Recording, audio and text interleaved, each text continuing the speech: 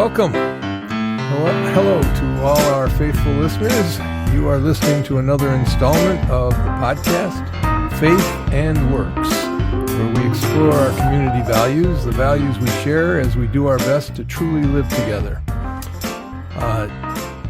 Today, we are going to discuss artificial intelligence from an ethical and religious point of view.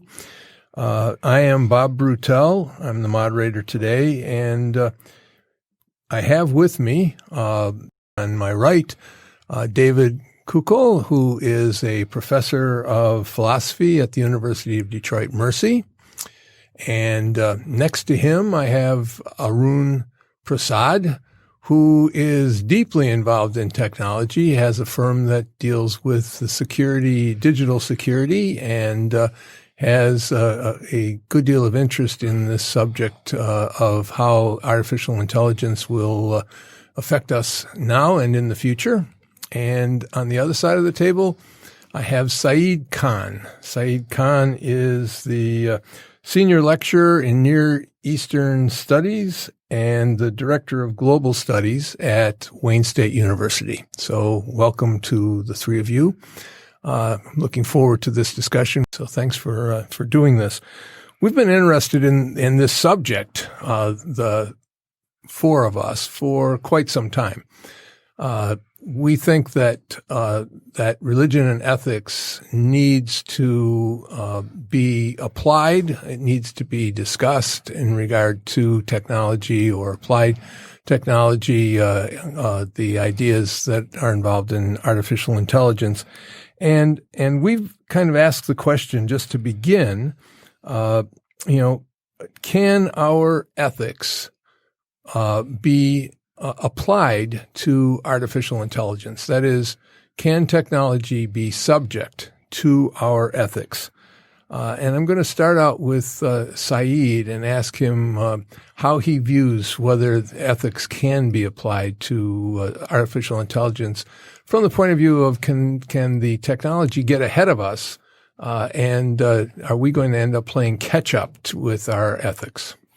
Well, I think the first thing we have to take a look at is what is the role of the human in the capacity of being a developer of this technology. Right now, that is where it stands.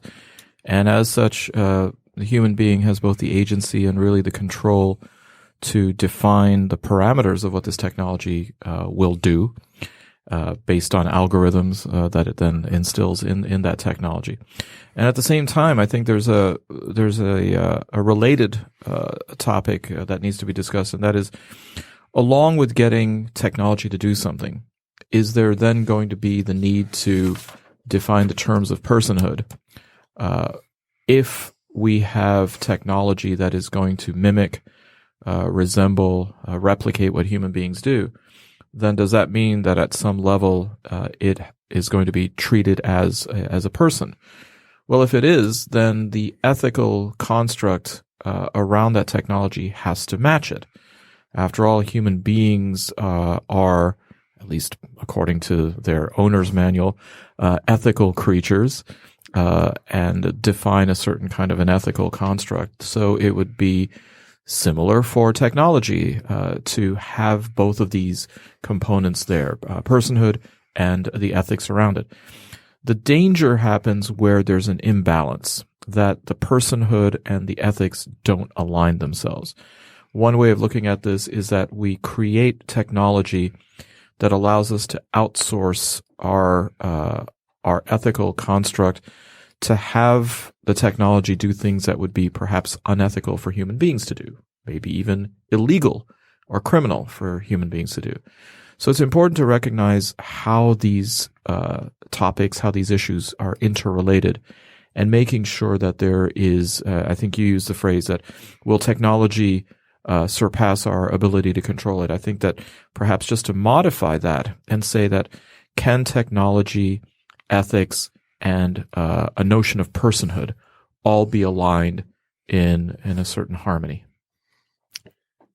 Yeah. So, Dave, why don't you respond a little bit to that? Because I think that idea of an ethical construct is something that you deal with in philosophy all the time. Mm-hmm. Yeah, I think there's a couple of things, questions that are raised. I mean, the first one would be the question that you started out asking, and that would be the idea of whether societies can kind of sort of inspect and interrogate an emerging technology in order to determine whether or not it be something that would promote or extend their values. As a matter of fact, there are some communities, small communities, that do this. The Amish actually, before they adopt any kind of technology in the community, they actually have a very long discussion about it and ask themselves whether or not the technology would be at odds with their values, or that would somehow be parasitic on their moral community. The other issues that Saeed brought up, which I think are very interesting, would be, first off, if we're really talking about machines that can think, it's one thing to say that a machine can think. It's another thing to say that there's a machine that's a person, because that's a much more ambiguous metaphysical concept. A lot of things can think in some kind of rigorous way, but at the same time, we wouldn't necessarily call them persons. The other thing that's implicated with this, because this is, again, another thing that we tend to think when we're talking about moral questions, is that in order to be held accountable for one's actions, one has to have a choice. Otherwise, there's no point in holding someone accountable, because it's a choice that you, I guess, were determined to make, that somehow you didn't have free will. And I don't really know what it would mean to talk about a machine having free will in the sense that we typically talk about human beings have free will. So I think these are all very thorny questions. Thorny is right. In my mind, one of the things that I've raised to the three of you is a certain kind of wariness about that future where these choices may be made by algorithms that we don't understand, or seem to be making decisions that are that have some sort of human baggage. They impress us as having been human decisions, even though they're being made by machines. How do you look at that, Arun? Well, I guess to step back for a second, when you really define what ethics is, it's really defined by a person's behavior. And when we talk about artificial intelligence and, robots and self-thinking, it's actually not self-thinking. It is a lot of trial and error that it proposes and eventually comes to a conclusion on what the best option would be. So there's really no arbitrary decision made. It's all calculated and mathematically defined, versus in human consciousness, this is all arbitrary. I'm thinking with my conscience. So that would really be the biggest difference, in my opinion. How do you both respond to that, Saeed and David? Well, I mean, an argument can be made that human beings, depending on one's faith tradition, operate within the same closed system, that there is a certain menu of options that they have, that they were hardwired from their inception, if you will, or conception, depending on, again, the faith tradition. And that then determines issues, as David also raised, about free will versus predestination. In the case of technology, I think what would be an interesting question is to ask the technology whether it feels as though its responses are predestined or whether it feels as though it's acting out of free will. It becomes philosophically very interesting and certainly theologically very interesting to then examine exactly how human beings operate and how they see themselves. And perhaps what AI will do is cause human beings to then reevaluate what the definition of personhood is as it pertains to themselves. Historically speaking, theology has been the sole custodian arbiter of what it means to be a person, including whether or not it requires a soul.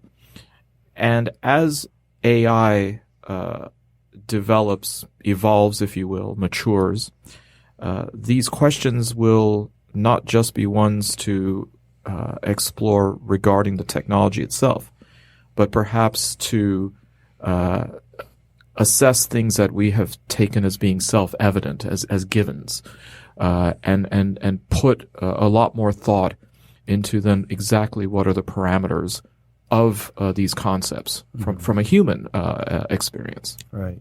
The way that philosophers talk about ethics is oftentimes we approach them through various ethical theories that have different starting points. The one that would seem to lend itself most to kind of, let's call it machine thinking, would be utilitarianism. And utilitarianism, the nice thing about utilitarianism, it's the moral theory that's the easiest to summarize, which is basically always act so as to create the greatest amount of happiness that you possibly can in any given action, right? And I can easily imagine from an algorithmic point of view that you could somehow program a computer to weigh certain costs and benefits in terms of what utilitarians call optimific acts, meaning maximal benefit, okay? But then when you get into other moral theories, it gets trickier. Immanuel Kant basically has this view. I mean, there's this principle of universalizability, which I think might have some algorithmic possibilities because you'd say, well, whatever rule I'm implicitly acting under, could it be universalized without generating any kind of contradictions? I think computers are very good at sort of dealing with binary kind of choices. But on the other hand, you have Kant's notion that human beings have an intrinsic dignity. It's not clear to me how you factor in human dignity in this. And then you've got virtue ethics that comes out of primarily Aristotle, but it certainly gets picked up by certain religious traditions, certainly Christianity. And that's the idea that it's our character, that our character is formed in a certain way. And so if we have a good character, we'll have good moral actions. And then I come back to my same problem again. What does it mean to have a machine, to have a character, a set of dispositions? Because those dispositions are formed through habit and living and, again, trial and error. But it's the machine itself that would have to be doing the trial and error, not the programmers. And so that's an interesting – I mean, again, these are interesting puzzles. Can a machine then have, from a Kantian standpoint, a categorical imperative? That's exactly the point. Right. I mean, somehow you would have to have a machine, have a conception of – well, again, I think that you would – because the way the rule works, the categorical imperative is like if I can't universalize the axiom governing my rule, because what that means in practice, it would kind of void itself. And what does that mean? Well, it means that to understand what that means, you'd have to be kind of a person living in a world, a horizon of possibilities. And again, I don't think of machines as having horizons of possibilities. But is a machine really required to ask these kinds of questions? I think of the movie No Country for Old Men. Mm-hmm. And you've got this character in there played by Javier Bardem, Anton Chigurh, who's sort of a hitman, if you will. Sorry if I'm blowing the plot from anybody. But there's a line that he has when he's got somebody in a bind, and he says, "Tell me something. If the rule that brought you here, or if there was a rule that brought you here, what use was the rule?" Right.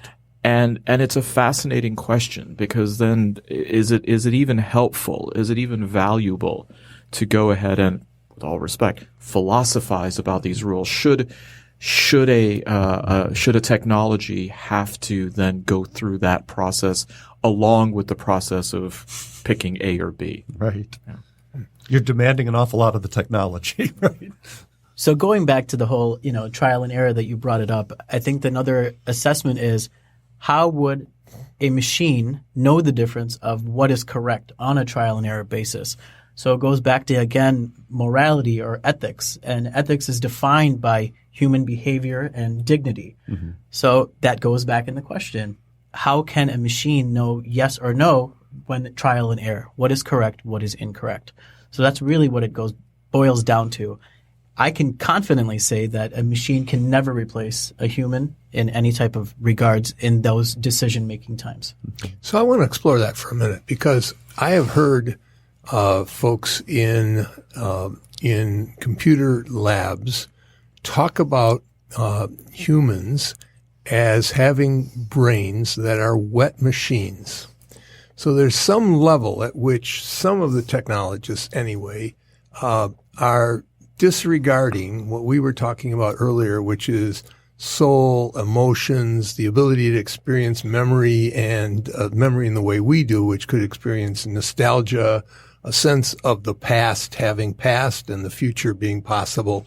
Those seem to me to be all issues that we have to sort of look at and say, well, what are these guys talking about if they think that they can sort of diminish the idea of being a human into it being a wet machine? I think that it's a really good point, the wet machine. I like that analogy.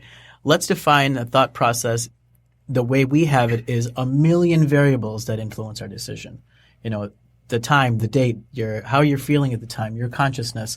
So I guess in that regards, if a machine or artificial intelligence can absorb all of those variables into one entity, perhaps it can make a decision similar to what a human would make.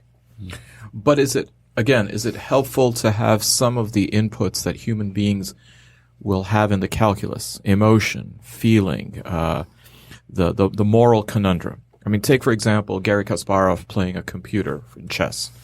The computer may have an ability of 1 or 2 orders of magnitude more of being able to process within the same speed the number of combinations and permutations and moves on the chessboard.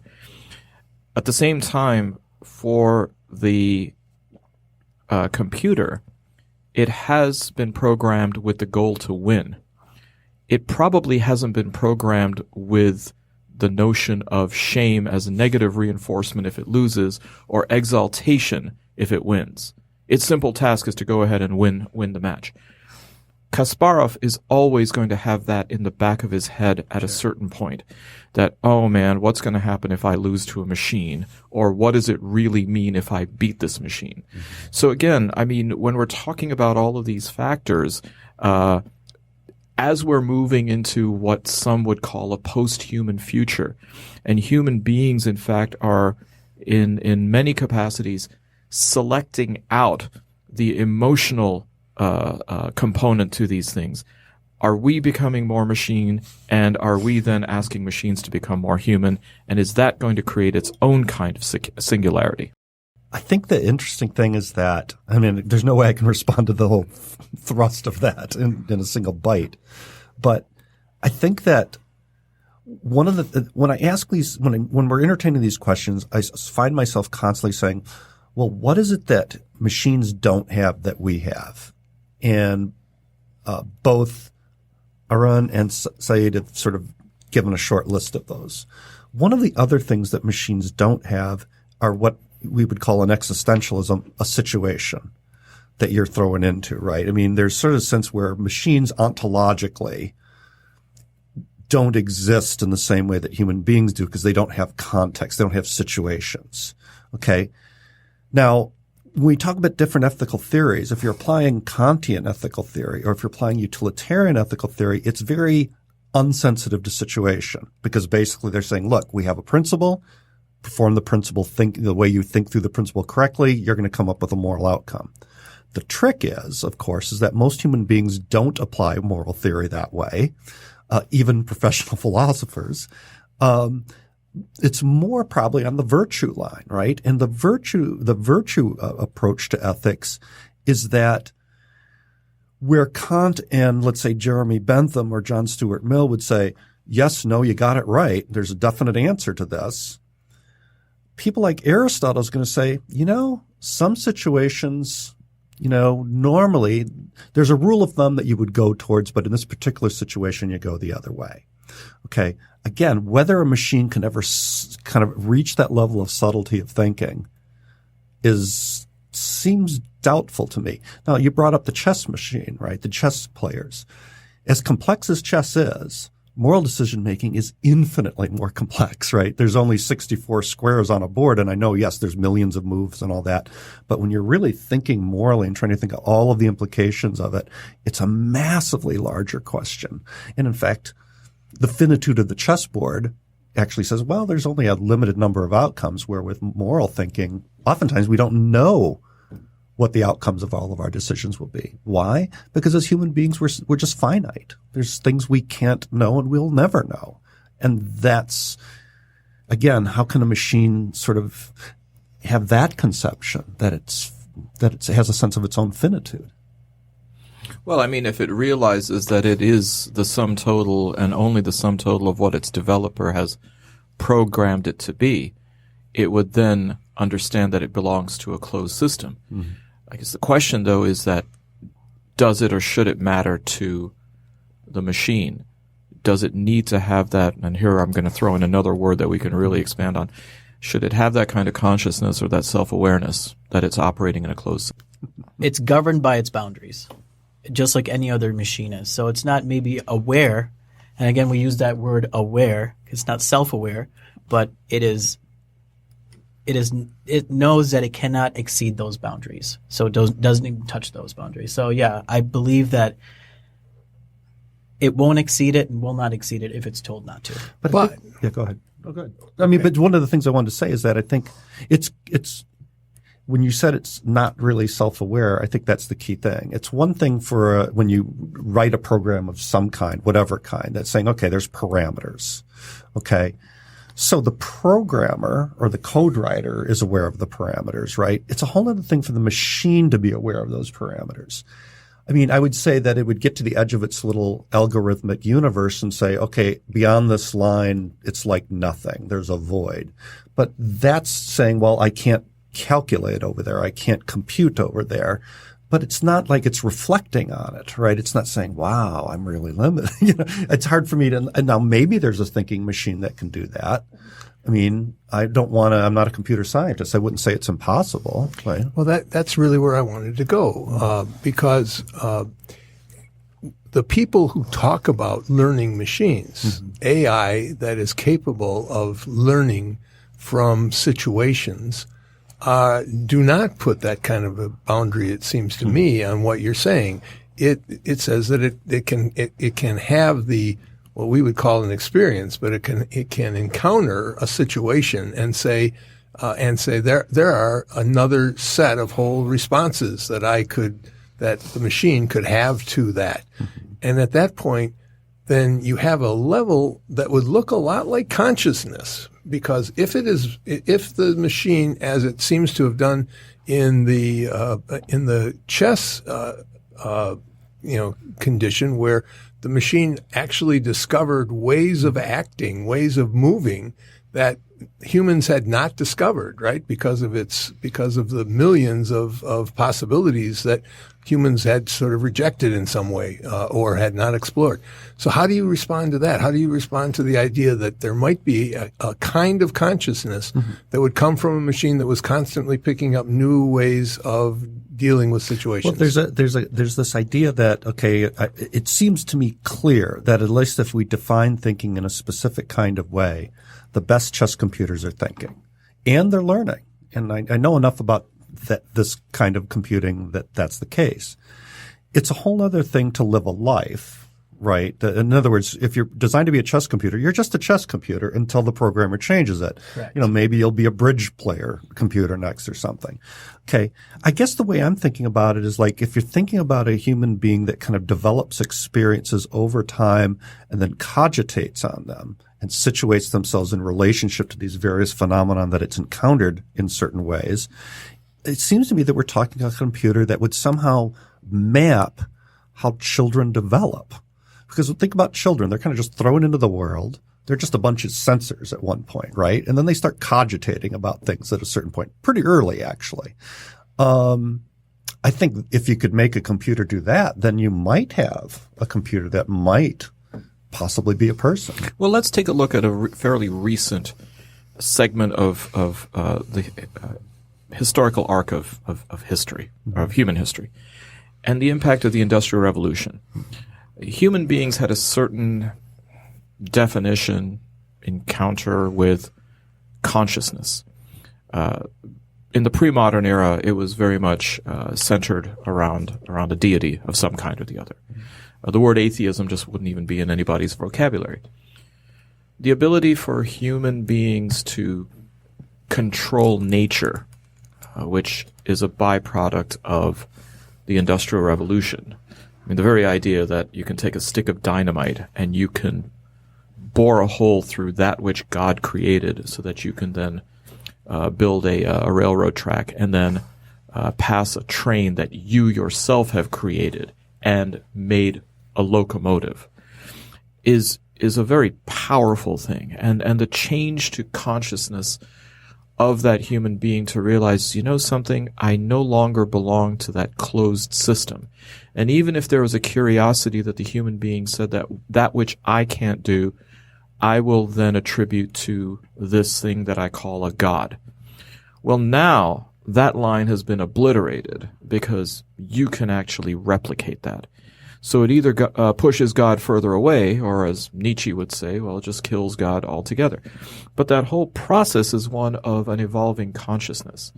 So if that can happen to human beings, that consciousness is not static, is it possible that that can happen as the technology hits up against that, what was perceived to be an impregnable barrier, right, and then moves beyond that? Yeah. What you're talking about, it seems to me, is like this kind of a notion of infinite progress, right? I mean, I think the analogy that you make is a good one, this idea that, look, at a certain point in time where it's very sort of theologically centered, it is kind of culturally a closed system, right? So atheism isn't even on the board.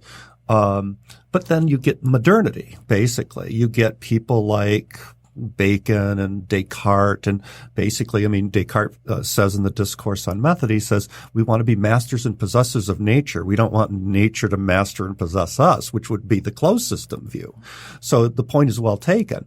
If Descartes, someone like Descartes, who's kind of the father of the scientific revolution, is saying, well, you know, all we have to do is apply this method and we can kind of create what he calls in the Discourse an infinity of devices in order to make our lives more, we can have, we can have more leisure time and we can conquer old age and sickness. Well, look at medical history. I mean, we've more or less done it in developed nations, right? So, yeah, who am I to say no, that can't happen? It would be irresponsible to say it's impossible, for sure. Well, where do we take that? We've come from the point of view. I don't know if Arun has changed his mind at all, but we've come from the point of view that the machines have these sort of strict limitations, no matter what, to a possibility of a kind of an infinity that we've broached in other ways as humans, and therefore our devices have helped us broach them, and we may have now be on the threshold of devices that will breach that sense, that wall that says that machines cannot do what we call thinking, that machines cannot continuously learn in a way that we might look to as it may be a machine and it may have some very real machine aspects, but it may look so much like consciousness to us that we cannot differentiate that machine activity from what we call consciousness. I would equate kind of what you're saying. An analogy would be an incredible knockoff Chanel purse from Chinatown. It could be completely a wonderful replica, but at the end of the day, it's not the same because there are certain characteristics that a machine has that a human will never have, and certain characteristics that a human have that a machine will never have. And I think really it goes back to the consciousness, the dignity, those type of. Well, I'm going to put another philosopher in play here and talk about William James. William James would say that the difference becomes so infinitesimal. It is machine versus human, but it looks so much like human to human beings that the fact that it actually happens to be something else doesn't matter any longer because the cash value is it acts and does what human beings have acted and done. Well, is it the cash value or is it the functionality? I mean, you're right. Maybe qualitatively and the resale value of the knockoff purse would be different compared to a legit Chanel purse. But if the functionality is the key metric as far as you can put things into the bag and the Chanel knockoff bag is going to be as durable as the real one. And you'll get the status from others because nobody else knows that it's a knockoff. If that matters, and I suppose in some ways. It's the only reason to pay that much for it. Well, then you leave the tag on. But the idea then that is, if the metric is functionality, and if the technology can do what the human being can, and one cannot necessarily see the distinction, this is sort of the replicant model from Blade Runner, then should not the technology be elevated to the same status as a human being when it comes to notions of personhood, when it comes to issues of, for example, consent, citizenship, agency, and the way that it is able to then navigate within a social space? Well, I'm reminded, I mentioned to all of you that at some point I would love to interview a woman by the name of Dr. Ann Forst, who had as a PhD in theology from German University and also a graduate degree in computer science from MIT. And she wrote a book called God and the Machine. And in that book, she does explore this whole question of personhood. And one of the things that she says, if memory serves me adequately, is that would a machine in that case be that much different than the way we seem to project personhood onto our pets? That we care for them and we know they're not humans, but we deal with them in so many other ways, including, the way that we want to protect them from harm and some sort of abuse. In fact, in some cases, it seems like we're willing to protect our animals more than human beings. So what's that about? Is there any analogy there that you all see that makes this a more complicated issue? I love my technology. I admit that some of the technology I really enjoy using, probably more than I've ever, and I won't drop any brand names here, but I think the difference between, and I also have 2 cats who I also love, but the difference between a cat and any piece of technology that we've been talking about here, the difference is, of course, is that the cats are sensate. They can experience pleasure and pain. Again, I don't know what a sensate machine would be. I suppose you could design one that would purr when you caressed it, or one that would cry out if you dropped it off a table or something. But it seems to me that's just a programmed response and not one that's coming sort of out of let's call it the being of the cat. But again, does it matter? Because if you, for instance, the MIT labs have designed various faces on robots that respond, that the eyes look like that they are having a sensation of understanding as they express themselves. Eyebrows move in ways that humans recognize as doubt or belief or seriousness or awareness and that kind of thing. Again, will it matter if the machine seems to human beings like it is responding in that way? It's sufficiently human. Sufficiently human. There's a good look. When it comes to technology, if I couldn't back up my phone, I would be far more attached to it. I think this notion of fungibility is what makes us have a bit more deferential attitude when it comes to technology as opposed to a pet. I mean, you have a relationship with a pet. If that pet dies, you cannot then transfer the devotion of that pet directly. You got to pretty much start from square one, and it's not going to be the same. I mean, a cat or a dog is going to respond to you differently.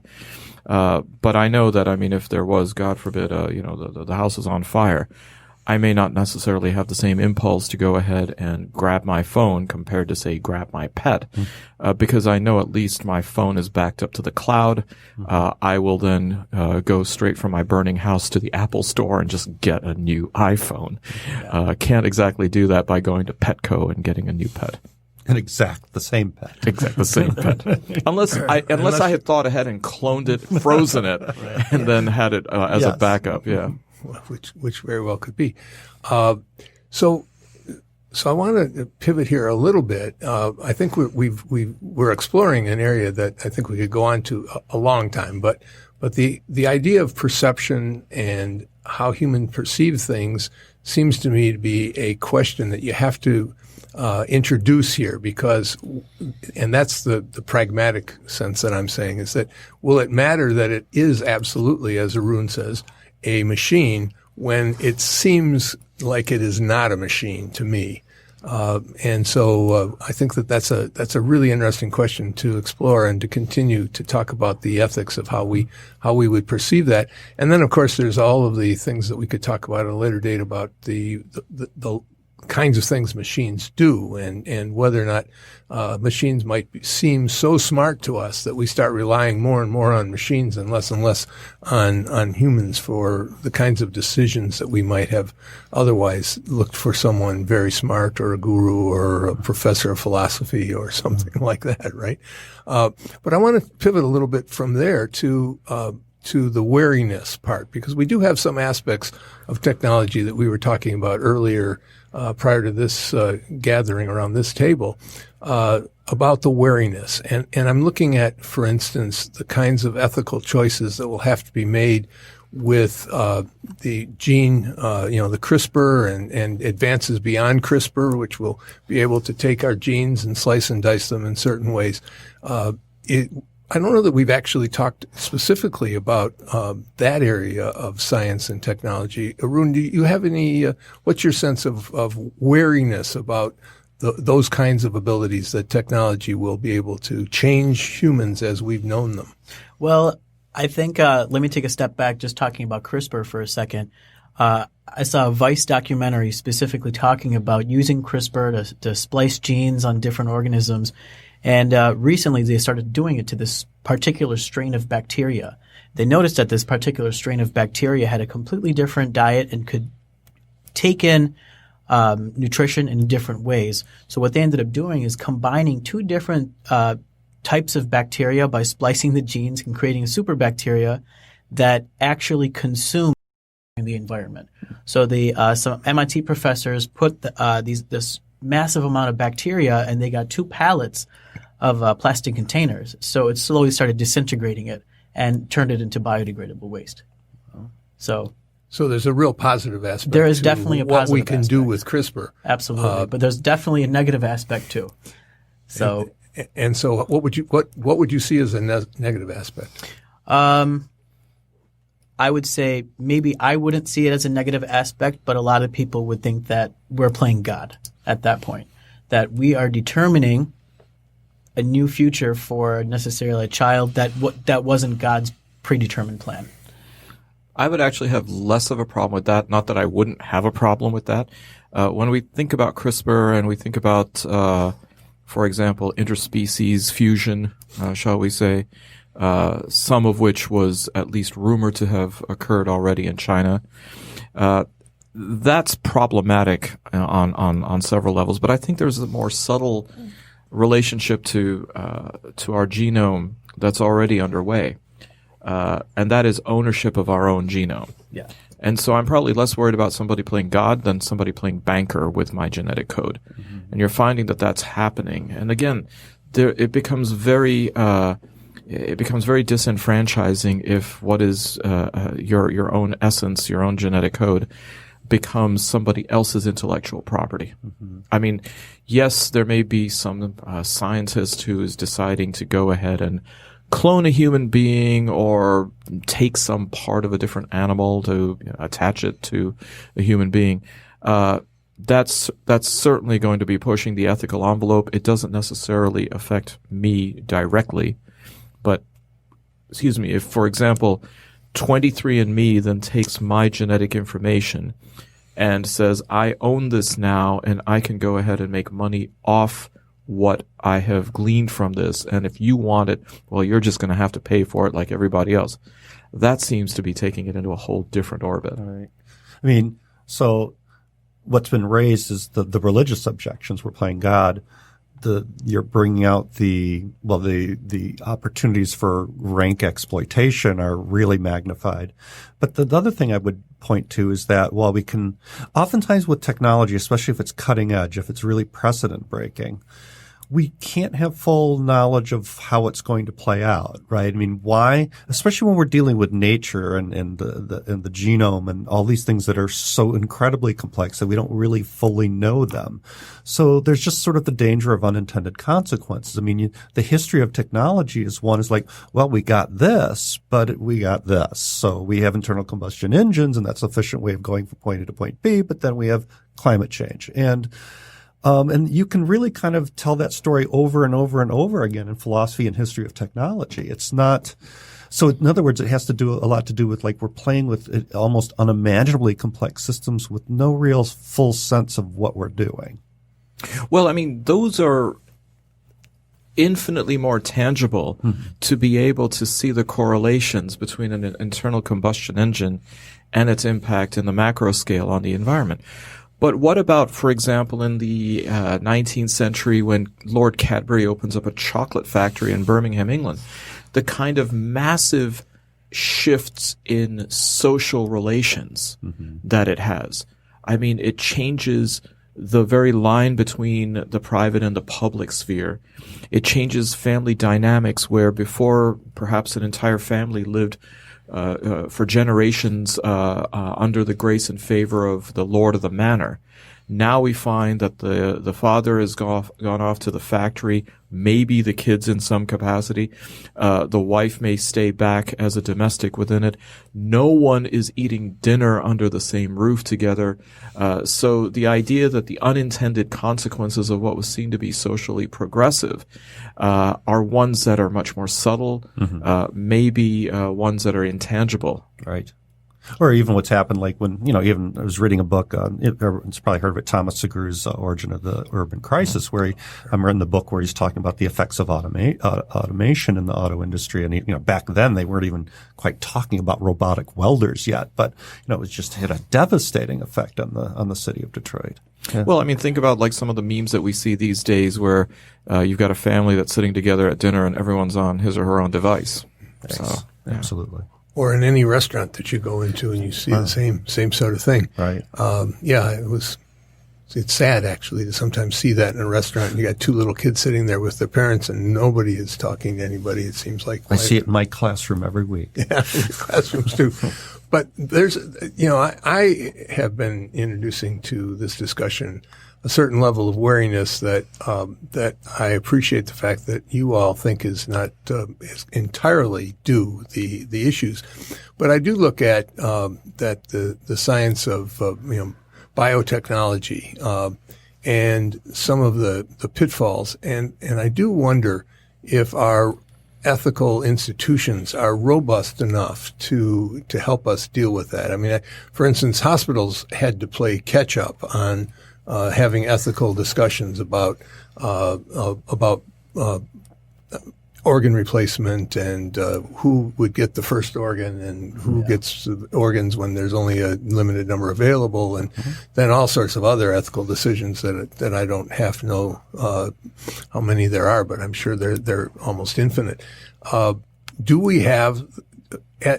I think of this in terms of the fact that we know that the participation in institutional religious groups is diminishing, and that one of the functions of religious groups was to provide the ethics, and for good or ill. I remember as a child, my Catholic upbringing, that my parents always looked at the technology of a newspaper from the Catholic Archdiocese that told them whether or not a movie was a movie that was suitable for me to go to. It was the Legion of what was it? The Legion of something. Anyway, so there was an ethical institution, supposedly. I'm not saying that was necessarily the best, but it was at least a way of filtering through, my parents' ethics and kind of helping them make a decision for me.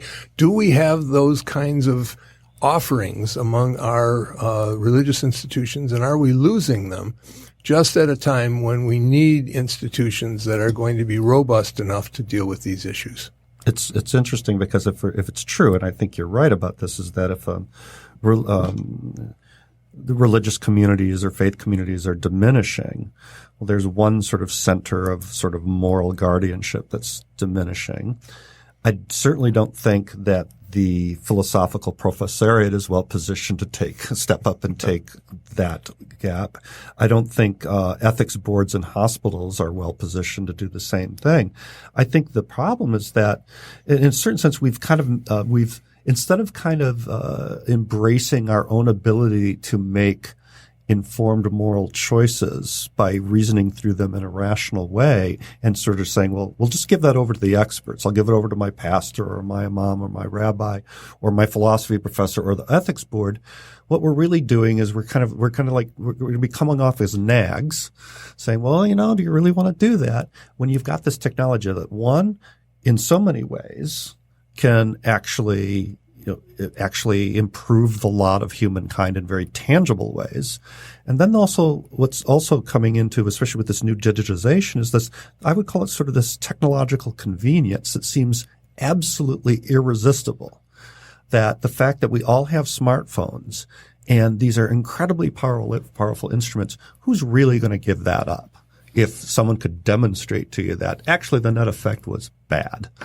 Well, I think about the inability for people to speak to others with whom they need to speak.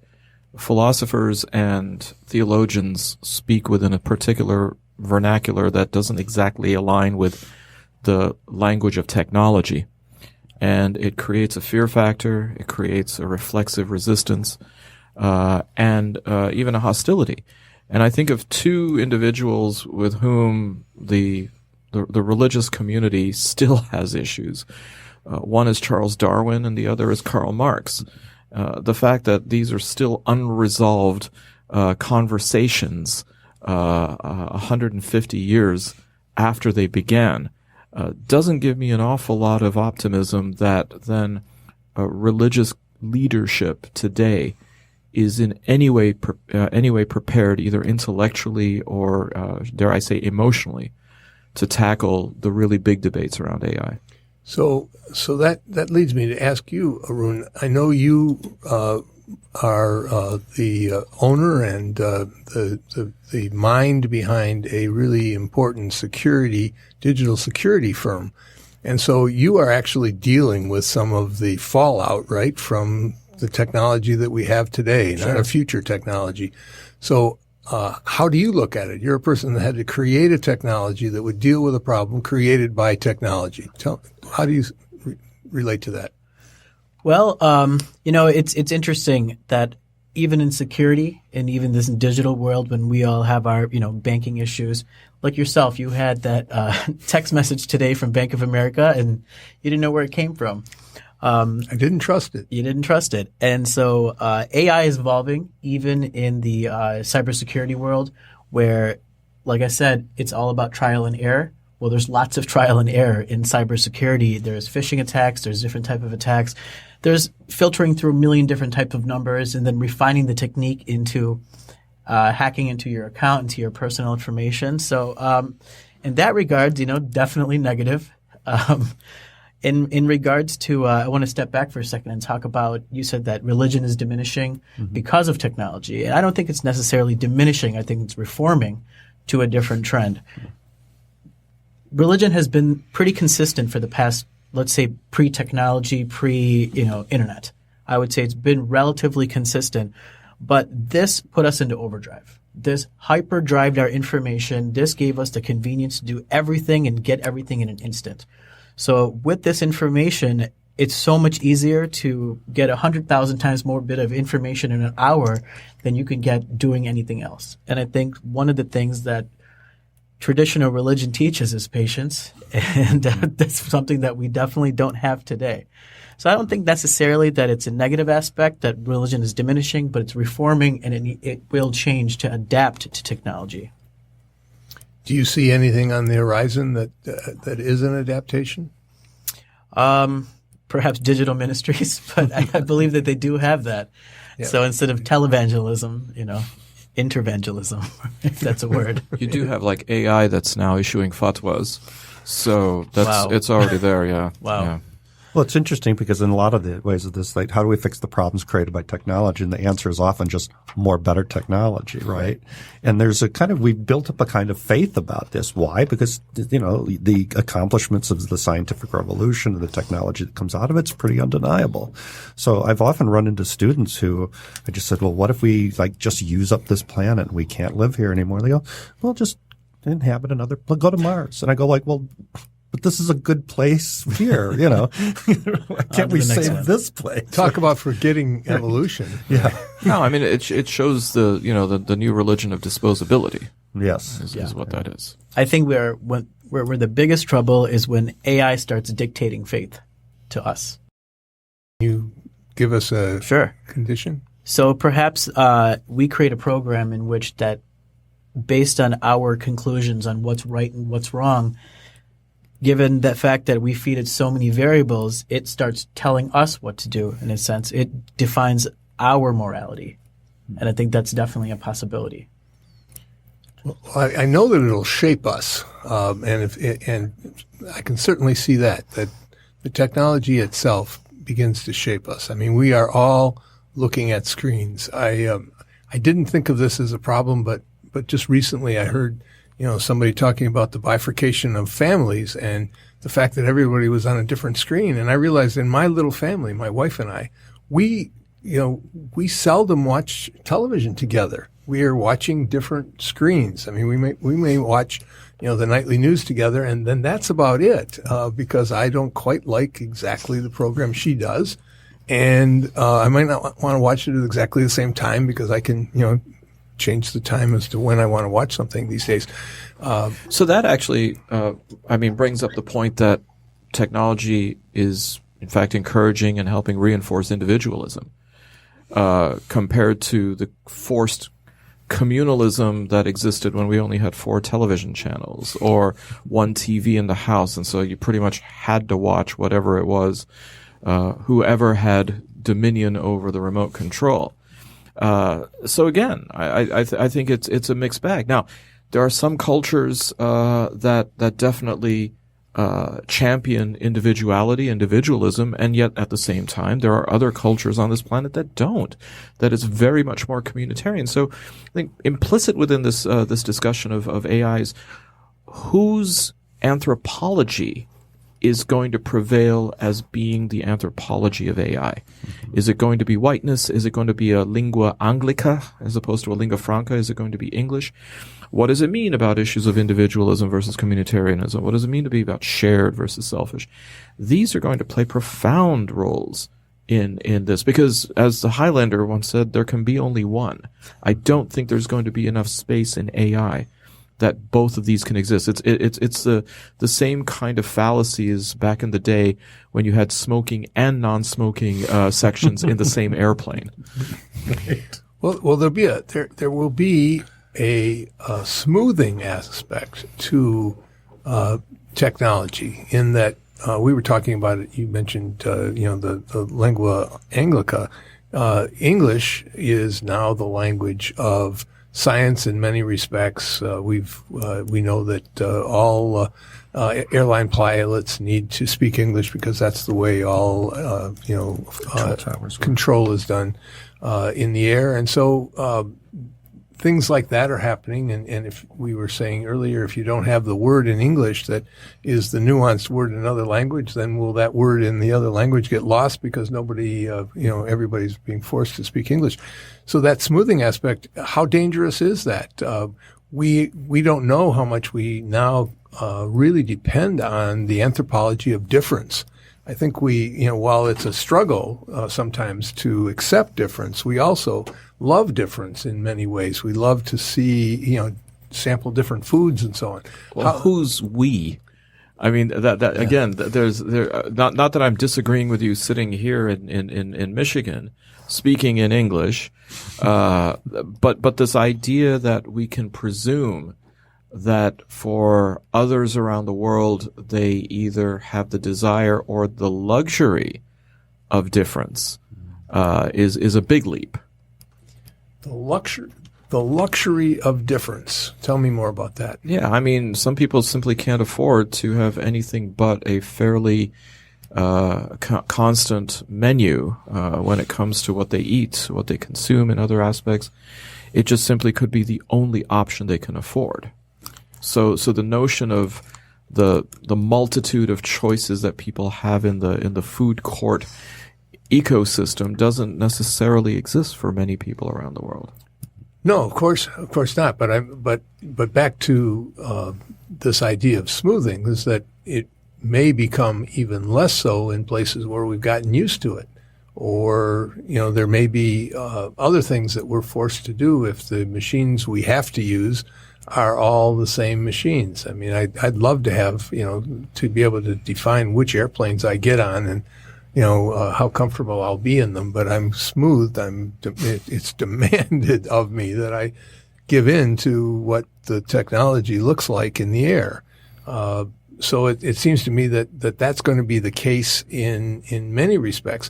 And if that's the case in terms of biological science, for instance, where we start to say, well, we really like the idea of having a permanent tan, so we all ought to have permanent tans. And, of course, then there's the whole stratifying of various color that we're already dealing with. Or we decide that, it's great to have blonde hair so that we don't have to dye it any longer and so on. I mean, it just seems to me that we could be looking at a world where people decide that what's possible with the machines is what we will all do. And that actually puts a binary on humanity rather than the one we were talking about initially about putting a binary kind of limits on machines. It could go either way. I mean, on one hand, I understand what you're saying about sort of this, what you're calling smoothing. I understand you to be saying homogeneity across. It could be cultural. It could take many different forms. But on the other hand, when you're talking about, and especially what struck me is about when Saeed had mentioned how we used to fight over the remote control because there was only the one TV and there was always this complex negotiation on who got control of the TV over a certain hour. But then you've got you and your wife just sitting there in different rooms looking at different screens. So then you've got like what we call just sort of micro markets. And so you could have a lot of diversity, but it wouldn't be experienced as diversity because everyone will have just crawled into their little own technological bubble. So they've actually created their own little microculture that comes to them primarily through these little devices that we're always playing with, right? Well, one of the variables that we don't even consider now is time itself. And the Canadian band Arcade Fire had a song called "We Used to Wait." And you hear this individual actually lament from a bygone era where waiting for something, the anticipation for something, had its own allure. And, he says, I used to write letters and I used to sign my name and I used to sleep at night. And I remember as a kid, the Scholastic book club where you would fill out this little strip, you'd pay the money to the teacher, and then you had to wait for the books to be delivered, and it would take an agonizing 2 to 3 weeks. And when that box of Scholastic would be in the room, the biting of the nails until it would open was looking back on it. I mean, I look at that fondly. Today, if I don't get something in 2 days from Amazon, I mean, it's terrible. So what have we lost in the name of progress? We have this new anthropology. That anthropology is I want it and I want it now on my own terms. So similarly, I think that kind of homogenization is going to happen. But like with time, like with Amazon Prime, it is certainly going to privilege those who can afford it. Mm-hmm. Yeah, and here we are in a world that's already somewhat intermeshed or merged with machines. And for better or for worse, human beings will do what they can do, at least until they find out that it's disastrous to do that. And we may be at that point with the environment right now.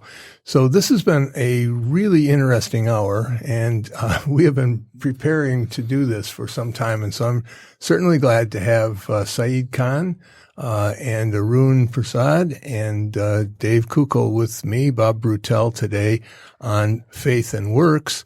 If you're interested in subjects like this, we invite all of our listeners to give us some suggestions, tell us where we should go from here. We certainly haven't exhausted this subject, I'll guarantee that. I think we've left a lot of loose ends here, but there were loose ends that we love to explore and leave where they were. So I thank you all for this visit today. Thank you very much. Thank you. You have been listening to the Faith and Works podcast, sponsored by the Interfaith Leadership Council of Metropolitan Detroit. You can contact us, give us suggestions for future programs, or comment by email at faithandworkspodcast@gmail.com. The music you are hearing is Retro Soul by bensound.com. Thanks for listening.